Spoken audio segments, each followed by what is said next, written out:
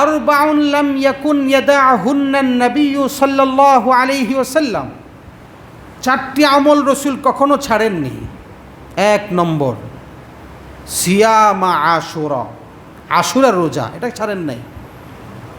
2 নম্বর হল আশরা, জিলহজ মাসের প্রথম 9 দিনের রোজা, অর্থাৎ কোরবানির যে দিন, আমরা যেদিন কোরবানি করি তার আগের 9 দিন এই রোজা নবীজি ছাড়েননি। জিলহজ মাসের প্রথম 10-এর গুরুত্ব বেশি না কম? বেশি। ওয়াল ফজর ওয়া লায়ালিন আশর, আল্লাহ রাব্বুল আলামিন জিলহজের প্রথম 10 রাতের কসম করেছেন। কেন? এই রাতগুলো দামি, এই প্রথম 10 দিন আল্লাহর কাছে অত্যন্ত সম্মানিত। এই 10 অর্থাৎ কোরবানির আগের 9 দিনের রোজা রসুল ছাড়েননি কখনো। 2 নম্বর। 3 নম্বর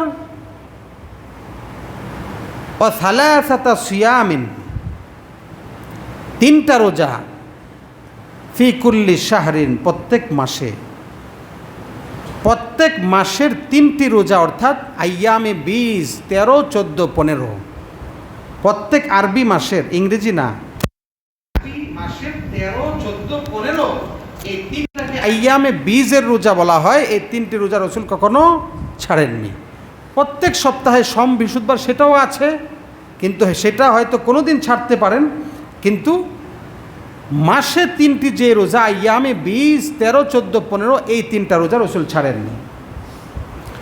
আরেকটি হলো রাকাতাইনি ক্বাবলাল গদাই, ফজরের 2 রাকাত সুন্নত, ফরজের আগে যে 2 রাকাত সুন্নত পড়া হয় এটা কখনো ছাড়েন নাই।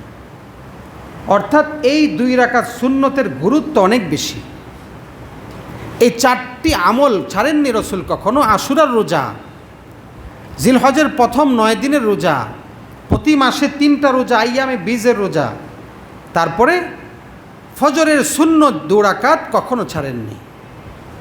এই হাদিসে পাকের মধ্যে এটি বর্ণিত হয়েছে। এর মধ্যে আশুরা রোজার কথাও আছে। অপর হাদিসের মধ্যে রসুল বলেছেন আশুরা রোজা রাখলে কি দাম, কি ফজিলত। ক্বালা রাসূলুল্লাহি সাল্লাল্লাহু আলাইহি ওয়াসাল্লাম, সিয়ামু ইয়াউমি আশুরা ইন্নী আহতাসিবু আলাল্লাহ আইয়ুকাফিরাস সানাতাল্লাতী ক্বাবলা। কেউ যদি আশুরার দিনে রোজা রাখে, আল্লাহ রব্বুল আলামিন পূর্বের 1 বছরের গুনাহ মাফ করে দিবেন। সুবহানাল্লাহ।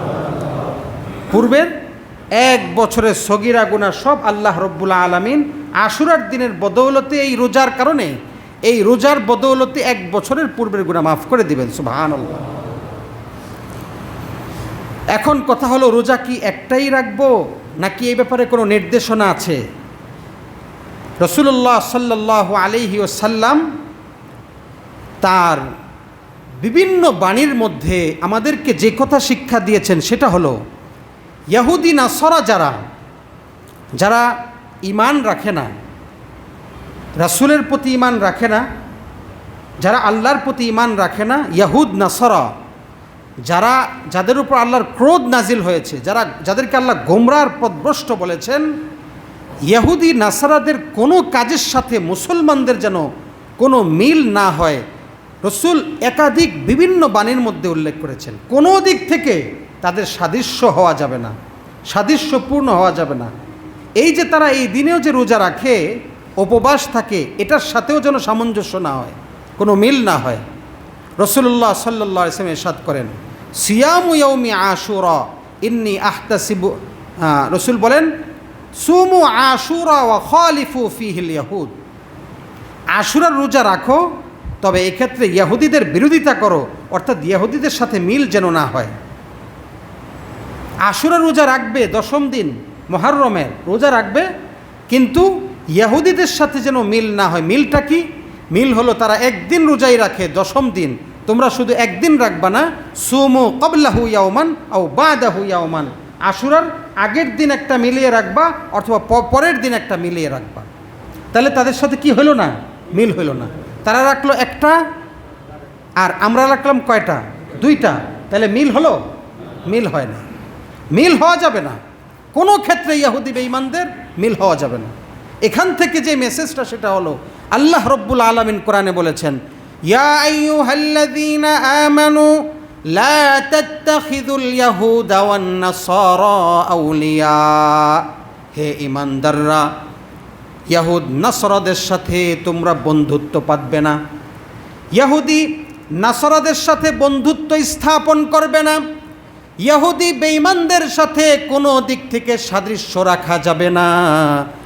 বেশভূষার দিক থেকে, পোশাকের দিক থেকে, চাল চলনের দিক থেকে, কথাবার্তার দিক থেকে, কায় কারবারের দিক থেকে, পারিবারিক নীতির দিক থেকে, সামাজিক নীতির দিক থেকে, রাষ্ট্রীয় দিক থেকে, যে দিক থেকেই হোক না কেন ইহুদি বেঈমান আর নাসারাদের সাথে কোনোভাবেই কোনো মিল রাখা যাবে না। আমাদের মুসলমান ভাইয়েরা, মুসলমান যুবকেরা চুল রাখে ইহুদিদের স্টাইলে, তারা পোশাক পরে ইহুদিদের স্টাইলে, তারা চলে ইহুদিদের স্টাইলে, ইহুদিদের মতো কথা বলতে ভালোবাসে, ইহুদিদের মতো তারা কায় কারবার করতে ভালোবাসে, ইহুদিদের মতো লেনদেন করতে ভালোবাসে, ইহুদিদের মতো রাষ্ট্র পরিচালনা করতে ভালোবাসে, ইহুদি বেঈমানদের থেকে আমদানি করা রাজনীতি করতে ভালোবাসে, ইহুদি বেঈমানদের থেকে সকল আদর্শ তারা গ্রহণ করতে ভালোবাসে। কিন্তু আমার রাসূল জীবনের সকল ক্ষেত্রে আদর্শ নিয়ে এসেছেন। যদি আমি মুসলমান জীবনের সব ক্ষেত্রে রাসূলের আদর্শকে ফলো করতে না পারি, তাহলে আমি প্রকৃত মুসলমান হতে পারবো না, প্রকৃত মুসলমান হতেই পারবো না।